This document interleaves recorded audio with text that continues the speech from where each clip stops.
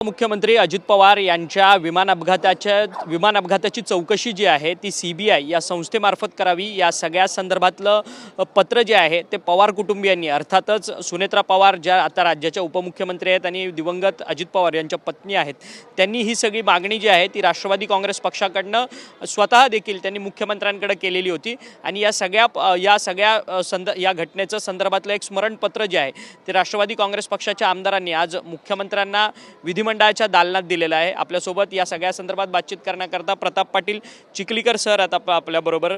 Sir, खरं तर स्मरणपत्र तुम्ही मुख्यमंत्र्यांना दिलं, कुठेतरी संभ्रमाचं वातावरण आहे की खरं तर अजित पवारांचा हा अपघात आहे की घातपात आहे म्हणून, कारण की सातत्यानं रोहित पवार या सगळ्या संदर्भात एक पुरावे समोर आणताना पाहायला मिळतात। तोच संभ्रम ही भूमिका सर्व आमदारांची होती, म्हणूनच माननीय मुख्यमंत्र्यांची आम्ही आज भेट घेतली। माननीय मुख्यमंत्र्यांनी तशा पद्धतीची विनंती दिली। मुख्यमंत्री पूर्वीपासूनच सकारात्मक आहेत, परंतु त्यांनी निश्चितपणानं आपल्या ह्या मागणीचा आदर केला जाईल आणि चौकशीला वेग दिला जाईल अशा पद्धतीची भूमिका माननीय मुख्यमंत्र्यांनी त्या ठिकाणी घेतलेली आहे। परंतु सातत्यानं रोहित पवार एकावरती एक आरोप करताना पाहायला मिळतात आणि हा अपघात नाही तर हा घातपातच आहे आणि हा सगळा घडवून आणलेला सुनियोजित कट आहे अशा पद्धतीचं मत जे आहे ते सातत्याने व्यक्त केलं जातं। तुम्ही सुद्धा स्वतः आमदार आहेत, तुम्ही गेल्या अनेक दशकांपासून राजकीय सामाजिक जीवनात काम करता, तुम्हाला या सगळ्या अपघातासंदर्भात स्वतः संशय येत आहे का आणि हा सगळा घातपात आहे का वाटतंय का?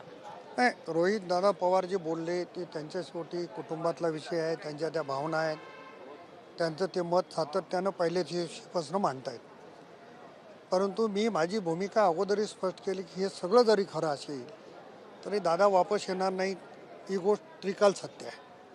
त्याच्यामुळं चौकशी झाली पाहिजे, चौकशी जे सत्य समोर येईल ते येईल, परंतु जनतेच्या मनातली भूमिका ही कुठंतरी दूर झाली पाहिजे। त्या भावनेनं या अपघाताच्या चौकशीला वेग दिला पाहिजे अशा पद्धतीची मागणी आम्ही केलेली आहे।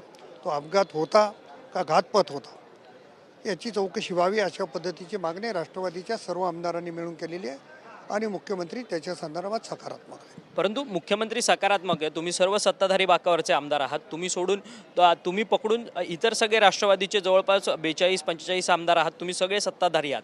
मग सत्ताधारी बाकावरच्या आमदारांचं ऐकलं जात नाहीये का? या राज्याचा एक दिवंगत उपमुख्यमंत्री राहिलेले अजित पवार, गेले अनेक वर्ष त्यांचा प्रशासनाचा अनुभव होता, अशा व्यक्तीचा दुर्दैवी विमान अपघातात मृत्यू होतो, या सगळ्या संदर्भात सखोल चौकशी होत नाहीये, कुठेतरी सरकारी यंत्रणांचा फेल्युअर आहे असं वाटत नाही? नाही, दादा हे पाहत, दादा माझ्या माहितीप्रमाणे 8 टर्म आमदार होते, अनेक वर्ष मंत्री, अनेक वर्ष उपमुख्यमंत्री, त्याच्यामुळं ते मोठे नेते होते। परंतु सरकारी पक्षामध्ये जरी आम्ही असलो तरी लोकांच्या मनातला संभ्रम दूर झाला पाहिजे ही भूमिका आम्ही मांडली। सरकारकडून प्रतिसाद मिळत नाही असं कोण म्हणालं?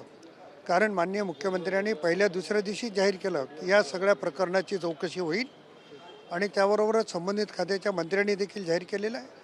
फक्त आमची मागणी एवढंच आहे की थोडंसं चौकशीला वेग दिला पाहिजे अशा पद्धतीची भूमिका आम्ही मांडली आणि मला असं वाटतं की निश्चित मुख्यमंत्री त्या पद्धतीनं प्रयत्न करतायत। परंतु या सगळ्या संदर्भात FIR का गुन्हा दाखल होत नाही? खरं तर अपघात झाला याचा गुन्हा तर नोंद झाला आहे, परंतु अपघात क्रिमिनल अँगलने तपास व्हावा या सगळ्या संदर्भात सातत्यानं रोहित पवार कुठे ना कुठेतरी पोलीस स्टेशनचे दरवाजे ठोठावताना पाहायला मिळतात। मुंबईत झालं, बारामतीमध्ये झालं, या सगळ्या क्रिमिनल अँगलने एक गुन्हा दाखल होत नाही ही कुठेतरी खंत तुम्हाला वाटते का? नाही, खंत वाटते जेव्हा रोहित पवार गेले तेव्हाच गुन्हा दाखल करून घ्यायला पाहिजेत होता, परंतु तो नंतर घेण्यात आला। त्याच्यामुळं विनाकारण संशयाचं वातावरण, तिथं कोण स्थानिकला अधिकारी होते मला माहिती नाही, जेव्हा त्यांनी माननीय मुख्यमंत्र्यांची भेट घेतली तेव्हा माननीय मुख्यमंत्र्यांनी सांगितले की तात्काळ गुन्हे दाखल करून घेऊ आणि गुन्हे दाखल करून देण्याच्या संदर्भातल्या सूचना दिल्या।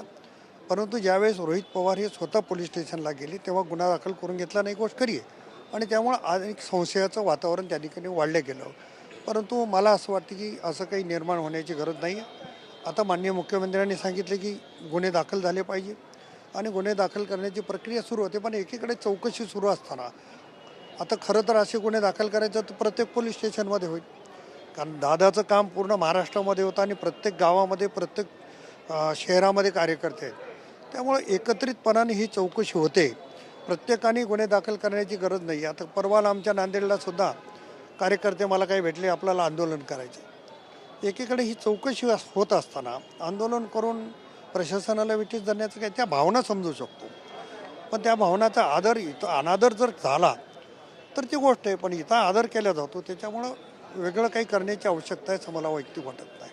खरं तर पण सातत्यानं अजित पवार यांच्या मृत्यूच्या अगोदर देखील मृत्यूच्या नंतर खरं तर प्रामुख्यानं विलिनीकरणाच्या संदर्भातल्या फार चर्चा जोर धरू लागलेल्या होत्या. दोन्ही राष्ट्रवादी खरं तर 12 फेब्रुवारीला एकत्रित येणार होती आणि त्याच्यानंतर खरं तर अनेक पक्षातले संघटनात्मक बदल होणार होते. अशा पद्धतीनं काही नेते मंडळी अर्थातच शरद पवार यांच्या पक्षातील नेते सातत्यानं या सगळ्या संदर्भातल्या भूमिका मांडत होत्या. तुम्ही आमदार आहात अजित पवारांच्या म्हणजे पक्षातले. अजित पवारांच्या तुम्ही जवळ सुद्धा होता, कारण की जवळपास अजित पवारांचा अपघात झाला 28 तारखेला, तुम्ही 25 तारखेला तुम्ही हिंददी चादरच्या कार्यक्रमाला तुमची भेट सुद्धा झालेली. या सगळ्या भेटी दरम्यान किंवा त्याच्या अगोदरच्या भेटीच्या दरम्यान तुमचं आणि दादांचं विलिनीकरणाच्या संदर्भात किंवा अजित पवारांकडनं काही सांगण्यात आलेलं नाही, या संदर्भातली मला काही माहिती नाही. आता ते सगळं दादांना माहिती आहे. दादा गेल्यामुळं हा विषयावर चर्चा होणं पण बरोबर नाही आहे. परंतु जेव्हा आत्ता काल राज्यसभेचे फॉर्म आदरणीय पवारसाहेबांनी तिकडनं भरला, पारदादांनी इकडनं भरला, तेव्हाच काही सिनियर मंडळींनी सांगितले की आता विलिनीकरणाची चर्चा थांबलेली आहे. त्याच्यामुळे परत त्या मुद्द्यावर माझ्यासारख्या कार्यकर्त्यांनी बोलणं काही उचित होणार नाही. परंतु तुम्ही आमदार आहात, संघटनेत काम करता, विधानभवनात तुम्ही नेतृत्व करता. तुम्हाला वाटतं का दोन्ही राष्ट्रवादी एकत्र आल्यावरती ताकद ही दोन्ही पक्षाची वाढेल म्हणून काही? नाही, विषय असा आहे की जेव्हा 5 बोटं आहेत, एका ताकदीनं राहिली तर ताकद वाढते. कोणाची कमी आहे, कोणाची अधिक हा विषय वेगळा आहे. पण ती एकत्र व्हावं का नाही हे माझ्यासारख्या एकट्या कार्यकर्त्याच्या हातातली बाब नाही. कारण सिनियर नेते मंडळी आहेत, त्याच्यानंतर आत्ता वहिनींची राष्ट्रीय अध्यक्ष म्हणून निवड झालेली आहेत आणि त्या जे काही निर्णय घेतील किंवा त्या जेव्हा आम्हाला चर्चेला बोलवतील तेव्हा आपलं मत त्या ठिकाणी व्यक्त करणं योग्य राहील. आणि मला असं वाटतं की लवकरच त्या सगळ्यांची चर्चा पण करणार आहे. त्यावेळेस हा विषय निघाला तर निश्चितपणानं माझं मत बोलेल आणि नंतर तुमच्याशी बोलेल. खरं तर धन्यवाद, तुम्ही आमच्याशी बातचीत केली. प्रतापराव पाटील चिखलीकर होते, राष्ट्रवादीचे आमदार आहेत नांदेड जिल्ह्यातले. खरं तर त्यांचं मत आहे की दोन्ही राष्ट्रवादीच्या विलिनीकरणाच्या संदर्भात अजित पवारांनी आमच्याशी काही चर्चा केली नाही, परंतु आता विलिनीकरणाची चर्चा जी आहे ती पूर्ण थांबलेली आहे, अशा पद्धतीचं मत जे आहे ते प्रतापराव पाटील चिखलीकर यांनी आपल्याशी बोलताना व्यक्त केलं. व्हिडिओ जर्नलिस्ट सिद्धेश नाईकसह अक्षय मंकणी, TV9 मराठी, मुंबई.